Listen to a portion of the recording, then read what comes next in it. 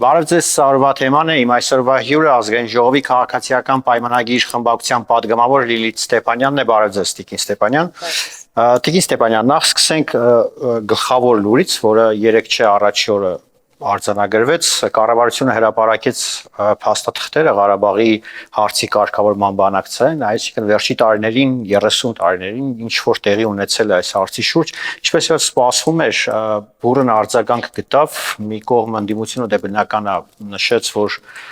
տեսեք, մենք ճիշտ ենք, իշխանությունն ասում է տեսեք, ընդդիմությունն ինչ է արել, ի վերջո ինչ բարձեց, ինչներ նպատակը այս փաստաթղթերի հրապարակման, չնայած Փաշինյանը դեռ շուտ էր ասել, որ պետք է հրապարակվի։ Շնորհակալ եմ նախ հրավերի երկրորդ հարցի համար։ Գիտեք, տևական ժամանակ է, որ ընդդիմությունը, մասնավորապես խորհրդարանական ընդդիմությունը եւ մասնավորապես այն քաղաքական ուժերը, որոնք ինչ որ կերպ ասոցացվում են երկրորդ եւ երրորդ նախագահների հետ, մասնավորապես 2020 թվականի նոյեմբերի 9-ից հետո բարբերաբար Նիկոլ Փաշինյանին եւ մեր իշխանությանը այսպես մեղադրում են, որ մենք Արցախը հանձնեցինք։ Նախ ուզում եմ ասեմ, որ սա ամենախայտառակ նախադասությունն է, որ ընդհանրապես պետք է ձևակերպել եւ բարձրաձայնել, որովհետեւ սրանով մենք փաստորեն կասկածի տակ ենք դնում մեր այն բազմաթիվ զոհերի, մեր զինվորների հիշատակը, որոնք կռվելով են մահացել։ Ոչ մեկ ինչ-որ բան հանձնելուց չի մահացել։ Նրանք կռվել են, փորձել են պաշտպանել, որը ցավոք հաջողություն չի ունեցել։ Դե հաջողությունը այդպիսի բան է, մի անգամ ունենում են, երկրներ մյուս անգամ չեն ունենում։ Եվ տևական ժամանակ է, որ մեր քաղաքական թիմի ղեկավարը, ով նաև Հայաստանի Հանրապետության վարչապետն է, հրավիրում է 3 նախագահներին բանավեճի։ Ասում է եկեք բանավիճենք եւ հասկանանք ով է տվել Լեռնային Ղարաբաղը բանակցությունները ինչ հունով են ընթացել եւ բնականաբար 3 նախագահները չեն ընդունում վարչապետի առաջարկը, իսկ օրինակ մասնավորապես առաջին նախագահ Լևոն Տեր-Պետրոսյանի թիմը եւ երրորդ նախագահ Սերժ Սարգսյանի թիմը նաեւ հենց իրենց առաջի դեմքերով հայտարարում էին, որ բանավիճելու կարիք չկա, ընդհանրապես պետք է հանրությանը հասանելի դարձնել բանակցային փաստաթղթերը, ընդ որում յուրաքանչյուրը շեշտում էր իր ժամանակահատվածի փաստաթղթերը։ Դե բոլորովին վերջերս էլ վարչապետը խոստացավ, որ խոստանում է անպայման բանակցային փաստաթղթերը դարձնել հրապարակային, դարձնել հանրության սեփականությունը եւ բոլոր նրանք, ովքեր ցանկանում են ավելի խորությամբ տիրապետել կամ ավելի խորությամբ հասկանալ, թե մասնավորապես ինչի շուրջ է բանակցվել, հատկապես ինչ սկզբունքներով է բանակցել, ինչ սկզբունքների ներքո են եղել բանակցությունները, Հայաստանի Հանրապետությունը ինչ դիրք է ունեցել, արդյոք շահակյան են եղել Հայաստանի Հանրապետության դիրքերը, թե ոչ, ասած կընդհանրացնենք եւ փաստաթղթերը կներկայացնենք, ինչպես նաեւ մեկ նամակ։ Եվ 2 օր առաջ, ինչպես դուք նշեցիք, կառավարության կայքում արդեն հրապարակային դարձան այս փաստաթղթերը, որոնք փաստորեն 94 թվականի հրադադարից հետո Հայաստանի Հանրապետությունը տարբեր նախագահների օրոք, տարբեր պատվիրակություններով աշխարհի տարբեր կարևոր մայրաքաղաքներում եւ ոչ միայն բանակցել է այս փաստաթուղթը, բայց ես կարծում եմ, այս բոլոր բնականաբար ես չեմ հասցրել ծանոթանալ այդ ամբողջական փաստաթղթին, բայց միանշանակ, քանի որ շատ է խոսվել հատկապես վերջին տարիներին տարբեր քաղաքներում բանակցային գործընթացների մանրամասների մասին կամ հիմնական սկզբունքների մասին, պետք է նշել, որ մեծ առումով այդքան էլ կարևոր ինֆորմացիա կամ այսպես նորություն ամփոփված չէր այս փաստաթղթերում, իրականում սրանք կարծես թե ամրագրում էին մեր իշխանության եւ մասնավորապես վարչապետ Փաշինյանի այն խոսքերը, որ ըստ երևույթին բանակցությունները, եթե մեկ խորագրի ներքո բերենք եւ տեղավորենք, ընդհանուր առմամբ եղել են, թե ինչպես հետ վերադարձնեն գրավյալ տարածքները եւ ինչպես օրինակ Ադրբեջանի կազմում Արցախին տան լիարժեք կամ մի քիչ ավելի ինքնավար կարգավիճակ, բայց մեծ առումով այնտեղ հանրաքվեի հարցն է դրվում կասկածի տակ, որը արդեն տեղի էր ունեցել, այնտեղ գիտեք մեծ գլոբալ միջազգային քաղաքականության մեջ տերմինները շատ կարևոր են, այնտեղ մի դեպքում բնակչության մասին է խոսքը, մի դեպքում ժողովրդի մասին է խոսքը, մի դեպքում գրավյալ տարածքների մասին է խոսքը, մի դեպքում օկուպացված տարածքների մասին է խոսքը եւ մեծ առումով կարող ենք ասել, որ փաստորեն բանակցությունները տարվել են բոլորովին այլ բովանդակությամբ, հիմնական շեշտադրումը եղել է այն, որ պետք է հետ վերադարձնեն Ադրբեջանի նախ գրավյալ տարածքները, հետո արդեն Արցախի բնակչության, Արցախի ժողովրդի Լաչինի միջանցքի հետ կապված հարցեր քննարկվեն, բայց ժամանակը ցավոք ի վնաս մեզ է աշխատել եւ մենք լավ չենք օգտագործել, չենք գնահատել այն շահեկան վիճակը, ես արդեն ճանաչելով բանակցային փաստաթղթերը եւ հասկանալով խնդիրը գուցե ոչ իր ամբողջական խորությամբ կվախենամ նույնիսկ ասել հաղթանակը, որովհետեւ ես կարծում եմ այսքանից հետո դա այդքան էլ հաղթանակ չէր, այլապես եթե մեր ձեռքբերումները լինեին հաղթանակ, ես կարծում եմ, որ մեր երկրի քաղաքական իշխանությունները տարբեր ժամանակներում առնվազն իրենց կպահեին այնպես կամ իրենց մաքսիմալ պահանջները կձևակերպեին այնպես, ինչպես այսօր ցավոք իրեն պահում է հարևան երկրի նախագահ խոսքը Իլհամ Ալիևի հետ է եւ այս նույնիսկ վարքագծային մոդելները համեմատության մեջ դնելով մենք կարող ենք ասել, որ իսկապես կարծես մեր հաղթանակը այնքան էլ հաղթանակ չէր, թե չէ մենք էլ կկարողանայինք մեր սկզբունքները մինչև վերջ առաջ տանել։ Եվ գիտեք, որ ժամանակը ի վնաս մեզ աշխատեց, Ադրբեջանը կարողացավ մեծ ներդրումներ բերել իր մոտ կապված օրինակ այդ նավթի հետ, կարողացավ իր բանակը հզորացնել, կարողացավ տարածաշրջանում եւ մասնավորապես Հայաստանի Հանրապետության հետ այդ սպառազինությունների բալանսը խախտել, ինչպես գիտեք, այստեղ բավականին մեծ քննարկումներ եղան եւ նույնիսկ Սերժ Սարգսյանը իր հայտարարություններից մեկում դիմելով Ռուսաստանի Դաշնության նախագահին ասում էր, որ այն հսկայական միլիարդների զենքը, որ Ռուսաստանի Դաշնությունը վաճառում է Ադրբեջանին, հայ ժողովուրդը կարող է ճիշտ չհասկանալ։ Այսինքն, եթե մենք հաշվի առնենք նաեւ որ պետական պաշտոնյաները չեն կարող տուրք տալ լիրիկական զեղումներին կամ իրենց ձևակերպումների մեջ այսպես խիստ պաթետիկ տերմիններ օգտագործել, պետք է լինեն հնարավորինս զուսպ, հնարավորինս հավասարակշռված խոսքով, եթե մենք ավելի լայն բացենք, Սերժ Սարգսյանը բառացի ահազանգում էր փաստորեն Ռուսաստանի Դաշնության նախագահին, որ սրանով դու քո հիմնական ռազմավարական դաշնակցին այն է Հայաստանի Հանրապետությանը շատ վատ վիճակի մեջ ես դնում, որովհետև այդ զենքերը մի օր կրակելու են,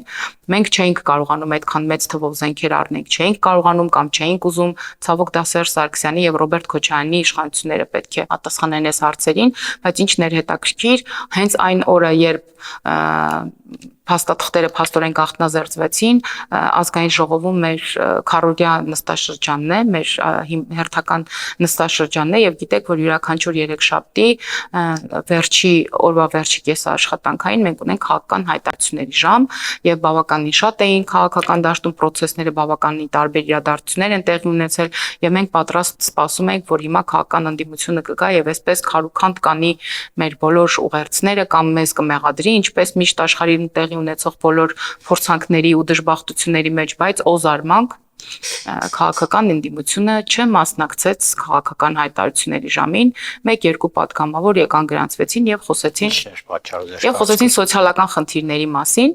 Ես կարծում եմ, որ բանակցային փաստաթղթերը հրապարակելուց հետո առանց այդ էլ ոչինչ չասող անբովանդակ քաղաքական ընդդիմության խոսույթը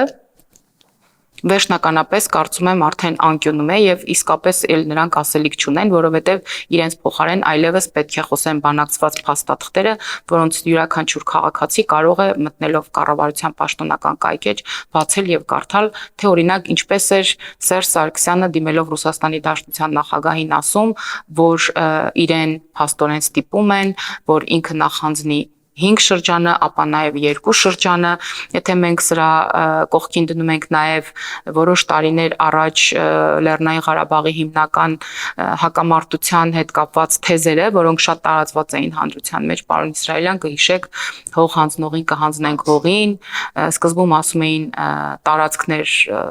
անկախության դիմաց, հետո փոխեցին, ասեցին տարածքներ խաղաղության դիմաց, այսինքն օդի մեջ կախված էր այդ լուրերը, որ Ադրբեջանը վաղուց դուրս է եկել կառուցողական դաշտից եւ այլևս նրա ձգտումները եւ ցանկությունները մաքսիմալիստական էին եւ ինչպես ես նշեցի, հաշվի առնելով աշխարհաքաղաքական դասավորվածությունը, Թուրքիայի հովանավորությունը եւ շահագրգռվածությունը այս հարցում, Ռուսաստանի տարօրինակ վարքագիծը նաեւ այս հարցում ի վերջո հանգեցրեցին նրան, որ ԵԱՀԿ Միսկի խմբի բոլոր ջանքերը, որոնք ուղղված էին հակամարտության խաղաղլուծման համար, իդերև եղան եւ մենք ունեցանք այն ցավոք ինչ որ ունեցանք։ Տիկին Ստեփանյան, արդյոք հիմա Ադրբեջանը կառուցողական է։ Օգոստոսի 8-ից հետո վերջին ամիսներին Փաշինյանը հաճախ է հայտարարում, որ արդեն մենք խաղաղության մեջ ենք, խաղաղությունը հաստատված է, նաեւ այս ընթացքում ազգային ժողովում երբ ելույթ էր ունենում, այն արդյունքները, որ մատնանշում էր տնտեսական, ֆինանսական բարեփոխումների հետ կապված, որ սա ինչ որ առումով կապված է եղել նաև այդ խաղաղության հաստատման հետ, հատկապես վերջին ամիսներին արձանագրված արդյունքները, բայց Բաքվում կարծես թե այդքան էլ չեն նշում, չեն հայտարարում, որ խաղաղությունն արդեն հաստատված է, մի փոքր ավելի զգուշավոր են խոսում այս մասին, դա ձեզ չի անհանգստացնում։ Իրականում առհասարակ ամեն ինչն է մեզ անհանգստացնում, որովհետև մենք այս երկրի քաղաքական պատասխանատուներն ենք։ Մեր ժողովուրդը 21 թվականին այդքան ծանր դժվարություններից հետո, 20 թվականի 44-օրյա պատերազմում մեր գրանցած անհաջողություններից հետո միևնույն է ժողովուրդը իր վստահության քվեն տվեց Նիկոլ Փաշինյանին եւ նրա քաղաքական թիմին, հետեւաբար պատասխանատվությունը անսահմանափակ է եւս մեկ անգամ երկիրը ցնցումների չտանելու եւ գալով դրան ասեմ, որ վարչապետի բոլոր ջանքերը եւ առհասարակ արտաքին քաղաքականության հետ կապված մեր բոլոր ջանքերը արմատապես փոփոխություններ են կրել, ոչ միայն կախվածությունն ենք թույլատրել մեկ աշխարհակաղակական կենտրոնից եւ օրինակ տարբեր երկրներ, որոնք կարող են դառնալ մեր պոտենցիալ գործընկերները ոչ միայն տնտեսական հարցում, այլ նաեւ կրթական, սոցիալական, պատմամշակութային եւ այլն, մենք փորձում ենք բոլորի հետ ունենալ գործընկերային հարաբերություններ, վերադառնալով ձեր հարցի հիմնական հատվածին, եկեք այնուամենայնիվ ասքանով հանդերձ փաստենք, որ Ադրբեջանում նույնպես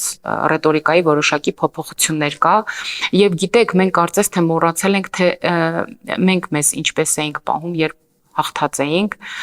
ինչպես էինք մենք խոսում օրինակ Բաքու գնալու եւ թեյ խմելու մասին, ինչպես էինք օրինակ տարիներ շարունակ։ Մենք ասելով ես նկատի չունեմ միայն Նիկոլ Փաշինյանին եւ մեր կառավարող ուժը, ես առհասարակ նկատի ունեմ Ռոբերտ Քոչարյանի ժամանակահատվածը, մասնավորապես Սերժ Սարգսյանի ժամանակահատվածը, երբ օրինակ պետական միջոցներով նկարվում էին քիլդիմ մուլտերը, լայնության շրջաններին լայն հայտնի մեծ, այսպես մեծ չափով հայտնի, որտեղ օրինակ ադրբեջանցիներին ներկայացնում էին որպես ոչխարներ, իսկ հայ զինվորին ներկայացնում էին այսպես Ռեմբոյի մի կերպարանք, որ մեր զինվորի բազկի առջև ոչինչ կանգնել չի կարող։ Իրականում այս ամեն ինչը կարծում եմ մեր ժողովրդին ահագին բթացրեց, մենք արբեցանք փաստորեն այդ ձեռքբերումներով եւ գուցե թե նաեւ էմոցիոնալ դաշտում մեր շատ քաղաքական պաշտոնյաներ նույնիսկ այսպես արհամարանքով ենք վերաբերվել, մտածել ենք թե միևնույն է մեր մեծ եղբայր Ռուսաստանի Դաշնությունը չի թողնի, որ Ադրբեջանը երբևէ մեր վրա հարձակվի կամ մեր վրա ասելով նկատի ունեմ Լեռնային Ղարաբաղը կամ ամեն ինչ անելու է, որ հակամարտությունը խաղաղ ճանապարհով լուծվի, բայց տեսանք, որ ժամանակը ցույց տվեց ամեն ինչ այնքան էլ այնպես չէր, ինչպես որ մեզ ներկայացվում էր։ Եվ հիմա իրենք են դա անում։ Իհարկե դա շատ ցավալի է։ Ես առհասարակ կարծում եմ, որ հաղթող պետությունների ղեկավարները պետք է նաև մեծահոգություն ունենան, առհասարակ մեծահոգի լինեն, հա, ինչպես օրինակ մեր առաջին նախագահ Լևոն Տեր-Պետրոսյանն էր, անկախ այսօր նրա քաղաքական թիմի հետ ունեցած որոշ հակասություններից եւ տարաձայնություններից, այնուամենայնիվ Լևոն Տեր-Պետրոսյանը իրեն երբեք թույլ չի տվել այնպիսի ավելորդություններ, թե վարքագծային դաշտում, թե վերբալ տիրույթում, ինչը որ այսօր իրեն թույլ է տալի հարևան երկրի նախագահ, բայց գիտեք, դա մեր խնդիրը չէ։ Ինչ վերաբերում է օգոստոսի 8-ից հետո եղած համաձայնություններին, այլևս փաստ է, որ մենք ունենք նախաստորագրված փաստաթուղթ։ Փաստ է, որ մենք ինչ որ քայլեր ենք անում, որոնք օրինակ 1 տարի առաջ կարող է օրինակ շատ զարմանալի թվար կամ անհնար թվար։ Մասնավորապես կցանկանամ նշել օրինակ Հայաստանի Հանրապետությունում ամիսներ առաջ տեղի ունեցած խաղաղության ֆորումը, որի ընթացքում նաև Ադրբեջանից մենք հյուրեր ունեինք։ Եվ ես չեմ հիշում վերջի անգամ կարծում եմ Սերժ Սարգսյանի իշխանությունից ինչ որ պատվիրակություն է գնացել Բաքու, որից հետո այլևս մենք այցելություններ չենք ունեցել։ Հասարակական սեկտորի ներկայացուցիչները նախ երկու երկրների նախ մենք ենք նրանց հյուրընկալել, հետո մեր հասարակական սեկտորի ներկայացուցիչներն են այցելել Բաքու։ Ընդհանուր առմամբ մենք ոչ թե հիմա պետք է մեր քաղաքականությունները կամ մեր վարքագիծը, մեր դիրքորոշումները արտահայտենք, թե հատկապես որտեղ են, որ Ադրբեջանի եւ Հայաստանի շահերը իրար հետ խաչվում են եւ համընկնելու տեղ չունեն, այլ ընդհակառակ մենք պետք է մեր քաղաքականությունները բխեցնենք մասնավորապես այն կետից, թե որտեղ են դրանք հիմնականում հատվում, որովհետև Միայն այս դեպքում կկարողանանք հարցը լուծել եւ պարոն Իսրայելյան, գիտեք, ես կցանկանամ ձեր հարցի եւս մեկ մակարդակի մասին խոսել, որը այնքան էլ հրապարակային չէ, հետեւաբար դրա մասին ավելի քիչ է խոսում։ Ես ուզում եմ ասել, որ իհարկե քաղաքական իշխանությունների դիրքորոշումները, քաղաքականությունները, նրանց խոսույթները, ընդհանուր առմամբ այն ընդհանուր ուղերձները, որոնց մասին խոսում են քաղաքական իշխանության ներկայացուցիչները, շատ կարեւոր են, բայց ես նաև ուզում եմ շեշտել, որ պակաս կարևոր չեն ժողովուրդների մեջ եղած հարաբերությունները։ Այսինքն ես կարծում եմ, որ խաղաղությունը պետք է ավելի շատ կառուցվի ժողովուրդների շփման արդյունքում։ Տեսեք, օրինակ մենք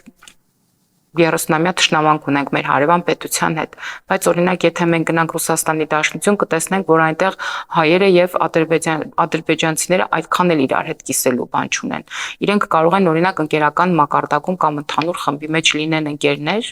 եւ շփվեն, խնդիր չունենան, իրար չսպանեն, չմորթեն կամ օրինակ չխոսեն, որ անպայման պետք է հայը թուրքի արյուն խմի, թուրքն էլ հայի արյուն խմի։ Բայց օրինակ Հայաստանի Հանրապետությունում եւ Ադրբեջանի Հանրապետությունում թերևս այս վիճակը բավականին մուգ գույներով է արտացոլված եղել եւ եկեք համաձայնենք, որ 30-ամյա կոնֆլիկտից, այն էլ այսպիսի կոնֆլիկտից, երբ երկու կողմից մենք ունեցել ենք զոհեր, երբ դրանք ուղեկցվել են ամենատարբեր դժբախտություններով, ողբերգություններով, պետության եւ ազգային մակարդակում, պատմամշակութային հարթության մեջ, տարածքային կորուստներ ենք ունեցել, շատ դժվար է մի խոսքով իրար, ոչ մեկ չի ասում, որ հեշտ է լինելու այս խնդիրը, բայց մյուս կողմից մենք ցանկանում ենք ամեն գնով առաջ գնալ եւ ես կարծում եմ, որ Ադրբեջանի ռետորաբանությունն էլ բավականին փոխվել է, կցանկանամ նաեւ իհարկե շատ շահարկվում է, որ այդ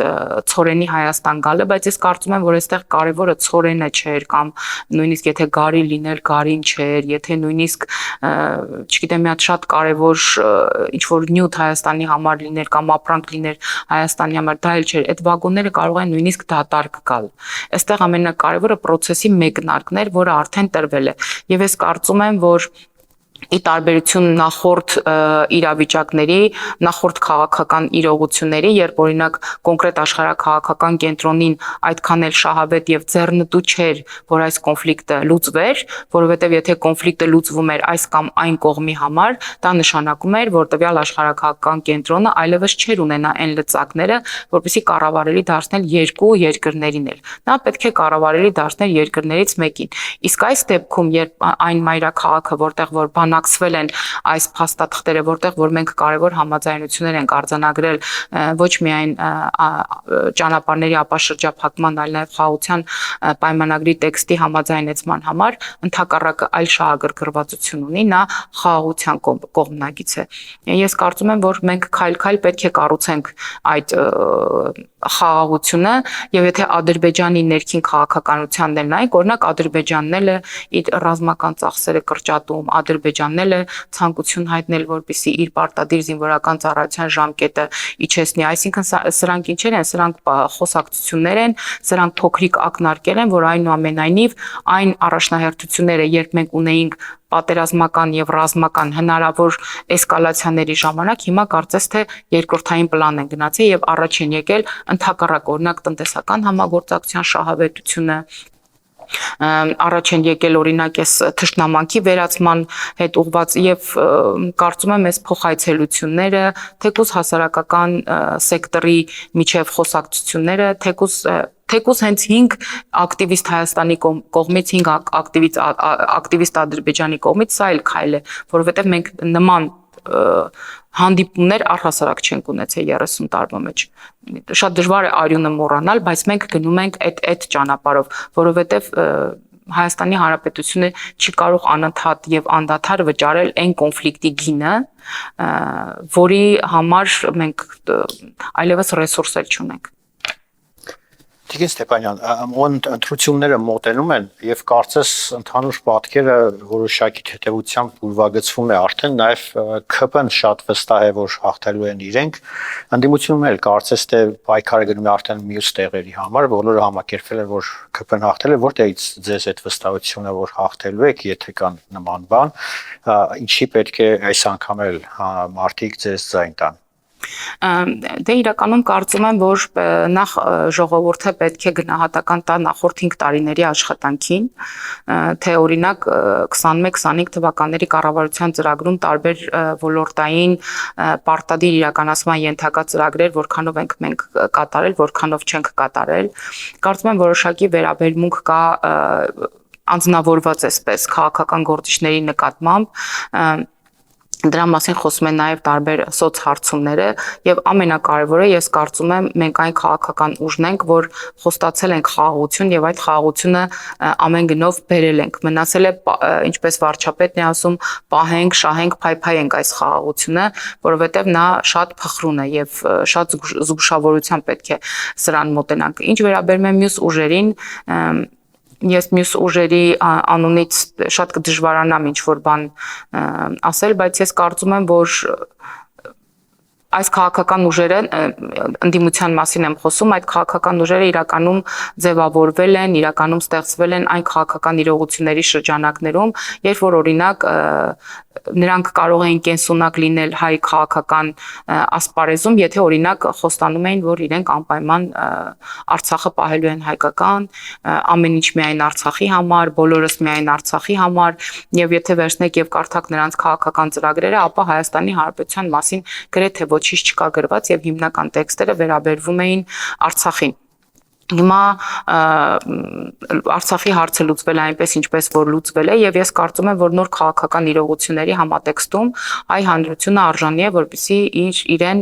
իր հետ խոսի կամ իրեն քաղաքական առաջարկ ներկայացնի այլ քաղաքական ուժ կամ ուժեր ովքեր նոր ձևավորված քաղաքական իրողությունների համատեքստում կկարողանան որոշակի երկխոսություն սկսել հանրության հետ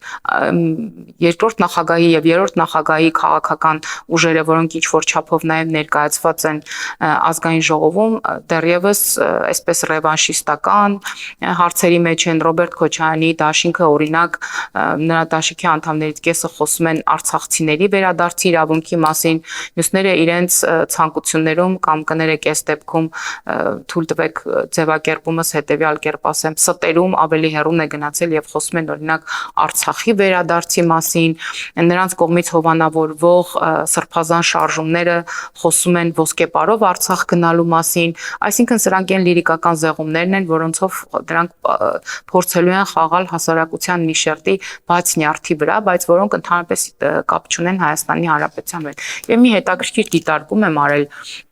վերջին մի տարվա ընթացքում տեսեք տարին 2 անգամ մենք բյուջե ենք քննարկում, տարին 2 անգամ մենք խոսում ենք արդեն կատարված աշխատանքների եւ հաջորդ տարվա կատարվող աշխատանքների մասին, մենք խոսում ենք ամեն տարի նախարարությունների կողմից ոլորտային գերատեսչությունների կողմից իրականացված եւ իրականացվող անելիքների մասին, մենք խոսում ենք կոնկրետ սոցիալական խմբերի կյանքը որակական առումով ավելի բարելավելու մասին եւ գիտեք ինչն է հետաքրքիր մեր ընդդիմության բոլոր հարցերը միևնույն է վերաբերվում են Լեռնային Ղարաբաղին ընդդիմության յուրաքանչյուր պատգամավոր շատ քիչ է հարց տալիս Հայաստանի Հանրապետության Հայաստանի Հանրապետության որևէ մարզի, որևէ քաղաքի, Հայաստանի Հանրապետությունում արկա որևէ խնդրի, թե կուզեք մարտահրավերի մասին, որտեղ ես չեմ կարող ստել եւ ասել, որ Հայաստանի Հանրապետությունում խնդիրներ չկան, բոլոր խնդիրները լուծված են, հրաշալի իրավիճակ է Հայաստանի Հանրապետությունում, ընդհանրապես պետք է վայելել իշխանությունը եւ այլն։ Իշխանության գալը բավականին լուրջ եւ մեծ պատասխանատվություն է, խայտառակ մեծ պատասխանատվություն է եւ Եվս մեկ անգամ հենց ասելիքս այն էր, որ մեզ պետք են քաղաքական ուժեր, ովքեր խոսելու են Հայաստանի Հանրապետության շահից, ովքեր որ սպասարկելու են Հայաստանի Հանրապետության շահը, ովքեր որ Հայաստանի Հանրապետության ժողովրդի դարդ ու ցավը գիտեն, ովքեր ծանոթ են խնդիրներին, ովքեր այդ խնդիրներին այնքան ծանոթ են, այդ խնդիրները այնքան են գույքագրել, որ օրինակ կարող են այդ խնդիրների լուծման համար այլ ընտրանքներ առաջարկել։ Ես չեմ ասում, որ մեր քաղաքական ուժը ամենալավն է, կամ որ մենք օրինակ գրելու ենք ամենալավ քաղաքական ծրագիրը, կամ որ մեր քաղաքական առաջարկը մեր ընտրողին ամենալավն է լինելու, որովհետև մի պարզ պատճառ կա դրա համար, ես դեռևս չգիտեմ, թե մյուս քաղաքական ուժերը ինչ են ներկայացնելու, բայց ես վստահ եմ պարզապես, որ քանի գնա մեր քաղաքական ուժերը, որպեսզի կարողանան փոքր-ինչ շահել ընտրողի հետաքրքրությունը, կամ առնվազն հետաքրքրություն առաջացնել իրենց անձի, իրենց կուսակիցների շուրջ, միևնույն է պետք է խոսեն խաղաղության մասին։ Եվ մենք արդեն տեսնում ենք ինչ-ինչ ձևակերպումներ, տեսեք օրինակ Սերժ Սարգսյանի իշխանության ժամանակ մարդու իրավունքների պաշտպան աշխատած, իսկ դրանից առաջ արդարադատության փոխնախարար աշխատած Արման Թաթոյանը, որը ուղն ու ծուծով կապված է Սերժ Սարգսյանի իշխանության հետ, եւ եթե չլիներ Սերժ Սարգսյանի իշխանությունը, նա ընդհանրապես կլիներ Հայաստանի Հանրապետության հերթական գուցե լավ, գուցե վատ իրավաբաններից մեկը, բայց անգամ նա այսօր փորձում է դիստանցավորվել Սերժ Սարգսյանից, ասել, որ ինքը նախկինների հետ ոչ մի կապ չունի եւ օրինակ խոսում է խաղաղության մասին, երբ հարցնում են այն նույն ծրագիրը փաստորեն նաեւ իշխանություններ ունենք, ինքը ասում է, չէ, դե ես ավելի լավ կանեմ։ Հասկանում եք, քաղաքականությունը ունի իր սկզբունքները կամ քաղաքական կուսակցությունները, քաղաքական գործիչները պետք է ունենան սկզբունքներ, պետք է հստակ առաջ տանեն որևէ քաղաքական գիծ, պետք է ավելի լավ լինի նրանց այլընտրանքը, քան օրինակ կա արկա ձևակերպված եւ հանրությանը ներկայացնող Ռոբերտ Քոչարյանը առհասարակ կարծում է, որ բոլոր այն քաղաքական ուժերը, ովքեր սահմանափակվում են միայն իրենց պետություններով, ովքեր սահմանափակվում են, նա մասնավորապես շեշտում է, եթե փորձեմ ուղիղ մեջբերում անել, նա նշում է, որ բոլոր այն քաղաքական ուժերը, որ 29000 կիլոմետրի մեջ կտեղավորեն Հայաստանը, նրանք քաղաքական ուժեր չեն եւ նրանք դրանցով Հայաստանը դարձնում են ոչ գործոն, այսինքն այս մարդը ասում է, որ եթե Հայաստանի Հանրապետությանը որևէ մեկը գործոն պետք է դիտարկի, ապա պետք է գործոն դիտարկի, երբ որ մենք օրինակ չգիտեմ, հարձակվենք մեր հարևաններից ինչ-որ մեկի վրա, ինչ-որ տարածքներ վերցնենք ու այդ առևտրի շրջան ընդ որում բոլորի վրա, հա, պետք է հարձակվենք, որովհետև նրանք հղում են անում օրինակ պատմությանը, խոսում են պատմական արդարության վերականգնման մասին, խոսում են առհասարակ, որ հաղթանակը իր մեջ պետք է կամ հաղթանակները կամ առհասարակ քաղաքականությունները իրենց մեջ պետք է որոշակի արդարության սկզբունքներ ձևավորվել, եթե մենք իսկապես այս տրամաբանության շարժվենք, ինչպես դուք ճիշտ նշեցիք, այո, մենք պետք է օրինակ տարածքային խնդիրներ ունենանք մեր բոլոր հարևանների հետ, որովհետև պատմական ինչ-որ շրջանում կամ մենք ենք իրենց տիրապետության տակ եղել կամ այս պահին նրանց արդեն ինքնիշխան տարածքի մեջ իրենց պետական սահմանների մեջ ներգրաված ինչ-որ քաղաքներ կամ տարածքներ են ժամանակին եղել պատմական Հայաստանի տարածքները, ինչ-որ մի կետում պետք է ստոպ անել, կանգնել, հասկանալ, որն է որ մեր պետությունը, մենք որ երկրի քաղաքացի ենք, մենք որ երկրում ենք ծնվել եւ եթե ծնվել ենք այս երկրում, մենք ինչ կարող ենք անել այս երկրին։ Առնվազն պետք է առաջնորդվենք գոնե բժշկական հայտնի նշանաբանով, այդ մի վնասիրով, կարող ենք ծառայել այս երկրին, ծառայել չենք կարող այս երկրին ծառայել։ Պետք չի այսպես ռևանշիստական քայլերով առաջ գնալ, կամ օրինակ երկրորդ նախագահը, մի քիչ ավելի քիչ երրորդ նախագահը, որ խոսում են ռևանշիստական ինչ որ խնդիրների մասին, ասում են, որ պետք է գնալ եւ Արցախի էջը դեռևս փակված չի, իրենք պետք է գնան, ինչ որ հարցեր պետք է լուծեն, իհարկե դեռևս մեծ էլեկտորատ չկորցնելու համար չեն շեշտում, ինչով ես ուզում եմ հասկանամ, ում ворթիների գնով են նրանք ուզում գնալ եւ Արցախը հետ բերել, որովհետեւ ինչքան որ հանրությանը հայտնի է, թե տարբեր լրատվական միջոցներից, թե կոնկրետ փաստացի տվյալներով նրանց հարցները, նրանց ворթիները, նրանց թորները ես որքան գիտեմ, ծնվում են արտերկրում, մասնավորապես Ամերիկայի Միացյալ Նահանգներում կամ գուցե նաև Հայաստանի Հանրապետության քաղաքացի առհասարակ չեն։ Այսինքն իրենք անընդհատ խոսում են Ռուսաստանի Դաշնության շահերից։ Ռոբերտ Քոչարյանը օրինակ ասում է, ես Հայաստանում տեղի ունեցող դեպքերին նայում եմ Ռուսաստանի Դաշնության աչքերով, Սերժ Սարգսյանը չի մտածում, որ օրինակ Հայաստանի Հանրապետությունի, որի նախագահն էր իդեպ ինքը, օրինակ չի կարող լինել ինքնիշխան եւ դա մենք հրաշալիորեն կարողանում ենք տեսնել նաեւ հրապարակային դարձած նամակի բովանդակությունից, նա միշտ մտածում է, որ պետք է լինի շուտ կենտրոններ եւ այդ կենտրոնները պետք է Հայաստանի բախտի եւ ճակատագրի համար ինչ որ որոշումներ ընդունեն։ Եվ հիմա այս մարտիկ որոշել են, որ չգիտեմ, այլոց ворթիների կամ այլոց զավակների կյանքի գնով պետք է գնան ինչ-որ հարցեր լուծեն։ Ես կարծում եմ հայ հասարակությունը արդեն հոգնել է եւ եթե մենք նույնիսկ հետ ենք նայում եւ առհասարակ նայում ենք հայոց պատմության զարգացմանը կամ առհասարակ հայոց պատմության տարբեր փուլերին փորձում ենք այսպես մակերեսային նայել, երբ է Հայաստանի Հանրապետությունում զարգացել տնտեսություն, երբ է Հայաստանի Հանրապետությունում զարգացել գիր մշակույթ, երբ են Հայաստանի Հանրապետությունում գրանցվել ամենաբարձր ծնելիության ցուցանիշները, երբ ենք մենք կարողացել, չգիտեմ, վանքեր ստեղծել, դպրոցներ ստեղծել, կամուրջներ պատրաստել, երբ որ Հայաստանի Հանրապետությունը ունեցել է խաղաղ ժամանակահատված, երբ որ թուրք-սելջուկների հետ է ընդհանուր լեզու գտել, երբ որ արաբների հետ է լեզու գտել, երբ որ կարողացել են հասնել մի բանավոր կամ գրավոր համաձայնության, որ դուք չեք հարձակվում մեր վրա եւ մենք փորձում ենք մեր երկիրը շենացնել։ Միայն այդ դեպքում։ Հիմա նույնը մեր օրերի վրա պետք է պրոյեկտել։ Մենք որևէ մեր հարևաններից որևէ մեկի նկատմամբ չունենք տարածքային հավակնություններ։ Ընդհակառակը մենք բոլորին ասում ենք, եկեք հարթ համերաշխիք տարածաշրջանում ապրենք, արարենք, զարգացնենք եւ եթե արևը դուրս է գալիս եւ մենք գտնվում ենք այս տարածաշրջանում, մեր հարևանները դուք եք, եթե արևը մայր է մտնում, մենք էլի գտնվում ենք այս տարածաշրջանում, մեր հարևանները դուք եք, պետք է առնվազն իրար հետ տնտեսական կապերով կամ քաղաքական կամ դիվանագիտական գործիքակազմով փորձենք համակեցության որոշակի կանոններ սահմանել։ Թե չէ մենք ուզում եմ հասկանալ բոլոր նրանք, ովքեր որ մտածում են այս քաղաքականությունը ճիշտ չի, սխալ է, սրա փոխարեն ինչ են դնում, արդյոք սրա փոխարեն օրինակ դնում են էլի տարածքային խնդիրներ, էլի ռազմական հակամարտություններ, էլի զենքի ուժով ինչ որ խնդիրներ են ցանկանում լուծել, շատ լավ, լուծում են։ Ես հույս չունեմ իհարկե, որ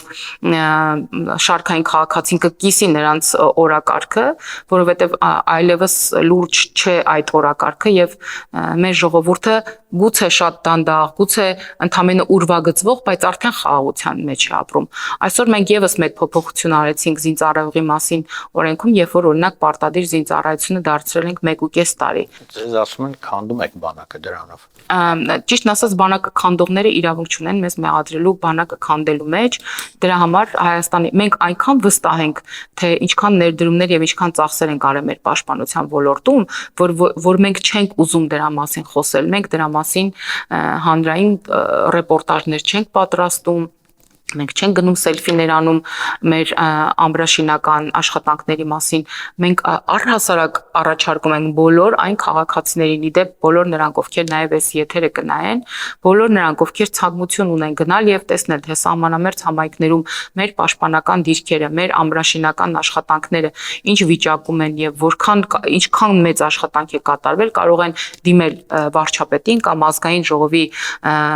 պաշտպանության եւ անվտանգության հարցերի հանձնաժողովին, մենք տրամադրում ենք տրանսպորտային միջոցներ, որովհետեւ մարդիկ գնան եւ իրենց աչքով տեսնեն։ Իսկ դուք գիտեք ինչ ընդդիմությունը չի գնում եւ իր աչքով չի տեսնում այդ ամբրաշիրական աշխատանքները կամ այդ բունկերները, որոնց մասին մենք այդքան խոսում ենք, որովհետեւ եթե իրենք գնան տեսնեն, այլ խոսելու բան չեն ունենա։ Իրենք նման են երեխայի, որ ամուր փակում է իր աչքերը եւ երբ որ ինքը ոչինչ չի տեսնում, իրեն թվում է, թե իրեն էլ մարդիկ չեն տեսնում։ Այս նույն սկզբունքը մեր ընդդիմադիր գործընկերներն են որդեգրել, օրինակ Գեղամ Մանուկյանը կարող է ժամերով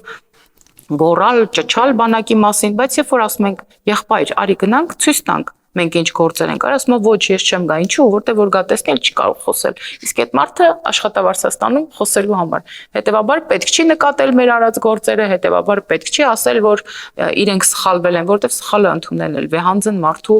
առաքելություն է, կարծում եմ, եւ յուրաքանչյուրը չէ, որ կարող է իր մեղքը ընդունել եւ այլևս այս մասին չխոսել։ Իսկ սրան զուգահեռ մենք դնում ենք պրոֆեսիոնալ բանակի, արդեն դրել ենք պրոֆեսիոնալ բանակի հիմքերը, օրինակ մենք նախկինում գործող տարբեր ռազմական ծրագրերի կողքին հզորացրել ենք ոչ միայն մեր ռազմական ուսումնարանները, ոչ միայն ավելացրել ենք ապագա սպայերի աշխատավարձ եւ սոցիալական երաշխիքները, այլ նաեւ մենք նրանց հնարավորություն ենք տալի ստանալ բարձր աշխատավարձ եւ 5 տարի ժամկետով ծառայել Հայաստանի Հանրապետության զինված ուժերում։ Ուզում եմ հասկանալ, այստեղ որտեղ կարելի է փնտրել եւ գտնել բանակը քանդելու գետ 1 տար։ Տիկին Ստեփանյան, վաղաշաբաթի ընտրություններից հետո կարծես օղակը կաթողիկոսի եկեղեցու բարձրաստիճան ղեկավարության շուրջ ավելի է սեղմում։ Նախ այդ ընտրություններից հետո հայտնի հանդիպումը տեղի ունեցավ եպիսկոպոսների հետ Փաշինյանի եւ նրանց միջև, հետո հայտնի հայտարարությունը, նաեւ Մայրաթորի արձագանքը նրանց, այդ եպիսկոպոսները թիրախավորվեցին նաև ընդդիմության լրատվամիջոցների կողմից, ինչ հանգուցալուծում եք կանխատեսում կամ տեսնում եկեղեցու հետ կապված։ Գիտեք, հոգևորականները եւ առհասարակ որոշ հոգևորականների հետ կապված process-ները դարձել են մեր քաղաքական խոսույթի հիմնական առարկան, ինչը ես այդքան էլ չէի ուզի։ Ես առհասարակ կարծում եմ, որ այն ամենը, ինչ արդեն հայտնի է հանրությանը, բավարար է, որպեսզի Կտրիչ Ներսիսյանը հասկանա, որ չէ էլի, էլ ձգել պետք չի։ Ձգումը։ Ինչու է ձգում, սա էլ որքան որ տարօրինակ է, դարձյալ կապված է 2026 թվականի ընտրությունների հետ, որովհետև ըստ երևույթին Կտրիչ Ներսիսյանի թևերի տակ ինչ որ քաղաքական ուժեր, գուցե Հայաստանի Հանրապետությունից, շատ հնարավոր է նաև Հայաստանի Հանրապետության սահմաններից դուրս, հաշվի առնելով որտեղ է նրա եղբայրը ծառայում, հաշվի առնելով ինչ շքանշաններ է ստանում Ռուսաստանի Դաշնության ղեկավարից, երևի ասել են տենց ձգի։ Եվ նա ըստ երևույթին սպասում է մինչև 2026 թվականի ընտրությունները, որ կրկին վերադառնա Ռոբերտ Քոչարյանը կամ որևէ իր տեսքով կամ որևէ այլ քաղաքական գործչի տեսքով եւ ինքը նորից վերադարձնի այն երանելի ժամանակները, որ ըստ երևույթին ուներ 1999 թվականի հոկտեմբերի 27-ից հետո, երբ ամբողջ Հայաստանը սգում էր իր հասարակական քաղաքական էլիտայի ներկայացուցիչների մահը, բայց օրինակ ըստ երևույթին այդ պահին Հայաստանի Հանրապետությունում կար գեթ-1 հոգի, ով ցնծում էր, դա Կտրիչ Ներսիսյանն էր, որովհետև հենց այդ օրը նա դարձավ կաթողիկոս եւ հարկ չհամարեց այդ դաժան ողբերգության ընթացքում գեթ-1 ժամով կամ 1 օրով հետաձգեր իր ընտրությունը։ Հիմա գիտեք, ես մեկ-մեկ թվում է Կտրիչ Ներսիսյանի Արշակ Խաչատրյանի եւ նրանց շատ մոտ կանգնած հոգեվորականների մասին այլևս ամեն ինչ ասված է եւ հանրությունը այլևս չի զարմանում այս մարդկանց արարքներից կամ այն ամեն ինչին, որ ինքը արդեն տիրապետում է, ինչին, որ ինքը արդեն ծանոթ է։ Ես ուզում եմ ասել, որ Կտրիչ Ներսիսյանի բոլոր քաղաքական հաշվարկները կամ նրան խորհուրդ տվողների քաղաքական հաշվարկները պարզապես սին են, թյուր են եւ ես վստահ եմ պարզապես, որ 2026 թվականին հայ ժողովուրդը միևնույն է իր վստահության քվեն տալու է քաղաքացիական պայմանագիր կուսակցությանը, ես արդեն նշեցի ինչու, որովհետև մենք հայ ժողովրդին բերել ենք եւ բերելու ենք այնքան սպասված խաղաղությունը, որը միայն ծառայելու է Հայաստանի Հանրապետության եւ հայ ժողովրդի բարեկեցության եւ բարօրության համար, հաշվի առնելով մի շարք ռեֆորմեր, մենք նաեւ հույս ունենք, որ որոշակի ներգաղթ նաեւ կլինի դեպի Հայաստան։ Իսկ Կտրիչ Ներսիսյանը, քանի որ ինքը գենետիկ մակարդակում ոչ մի կապ չունի հայ ժողովրդի հետ, ես կարծում եմ լավ կլինի, որ ի սեր Աստծո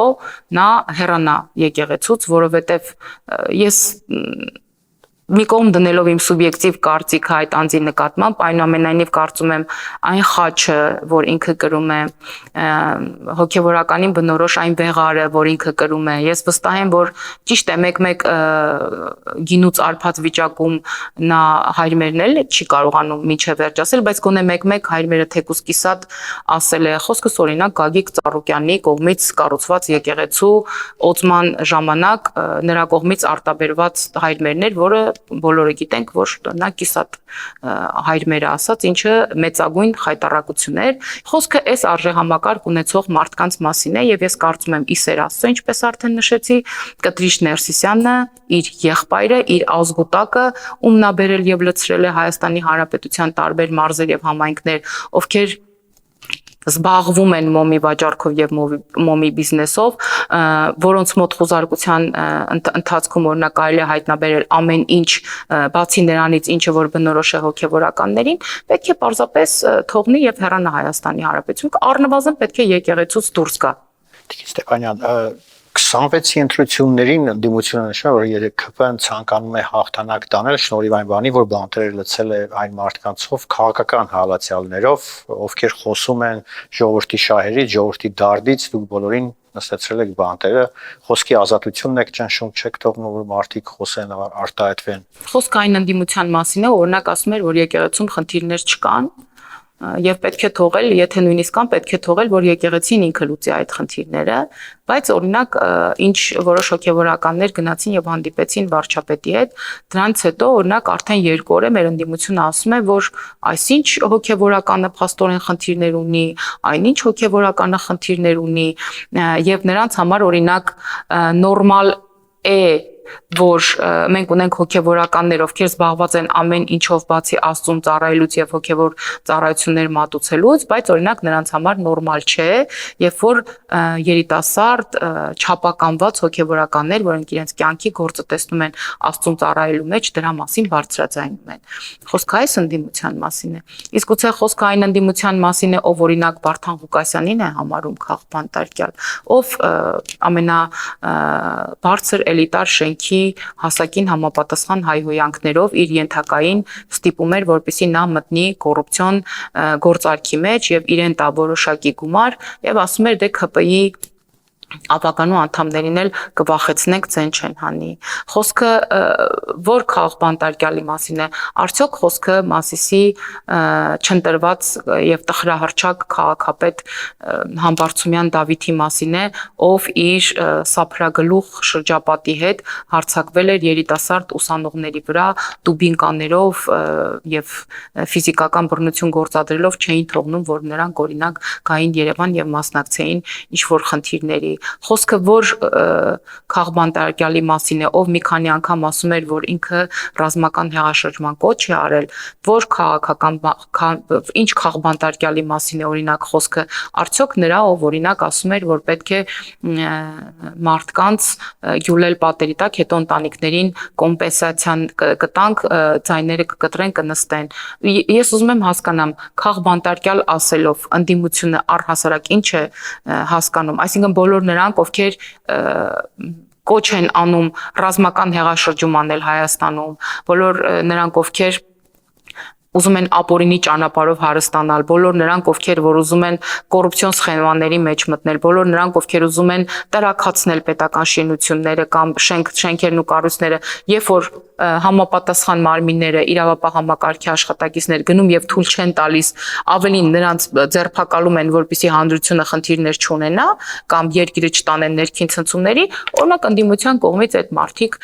որակվում են որպես քաղբանտարկյալներ։ Քաղբանտարկյալ տերմինը ունի հստակ ձևակերպում։ Ես խորհուրդ կտամ մեր ընդդիմադիրներին վերցնել եւ կարդալ, թե ովքեր կարող են համարվել քաղբանտարկյալներ եւ խորհուրդ կտամ, որպեսզի նրանք նաեւ ծանոթանան միջազգային զեկույցներին, որ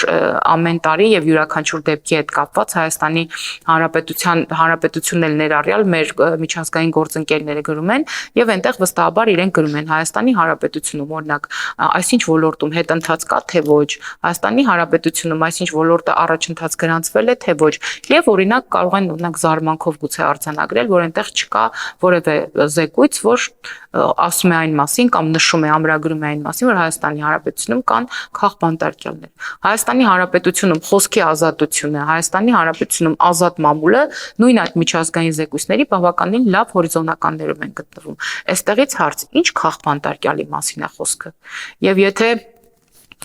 Հայաստանի Հանրապետությունը, ինչպես իրենք ներկայացնում են, ընդդիմադիրներին այդպես հավաքում եւ տանում լցնում է բանտերը, ապա ես ուզում եմ ասեմ, որ իրենք էլ են ընդդիմադիր, բայց ինչու որևէ մեկը իրենց չի հավաքում եւ տանում բանտեր։ Կամ որ ասում են դուք բոլոր այն համայնքապետերին, ովքեր ընդդիմադիր են եւ ընտրվել են Հայաստանի Հանրապետությունում այսօր շատ կոնկրետ համայնքների կեսը քաղաքացիական պայմանագիր կուսակցության ներկայացուցիչներ են, որ ընտրվել են, մյուս կեսը տարբեր ընդդիմադիր քաղաքական կուսակցությունների ներկայացուցիչներ են։ Բայց ինչու որևէ մեկը այս մարդկանց չի բռնում եւ չի տանում բանտեր։ Կարող է իրենք, քանի որ օրենքի շրջանակներում են աշխատում դրա համար։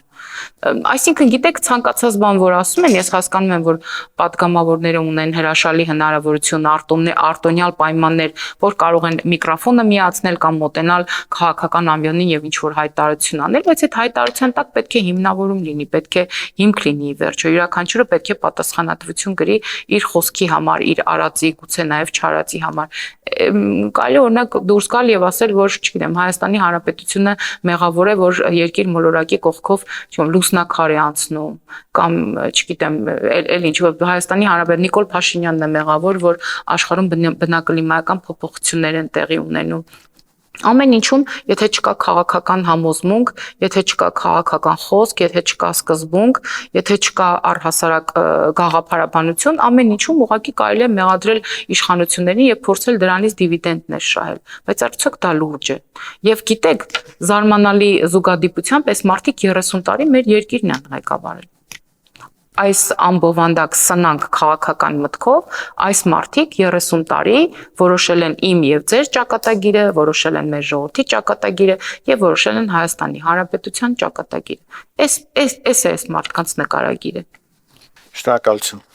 Ձեզ շնորհակալ։ Սա օրվա թեման էր իմ զրուցակիցը ազգային ժողովի քաղաքացիական պայմանագիր խմբակցության падգամավոր Լիլիթ Ստեփանյանն էր, կհանդիպենք առայժմ։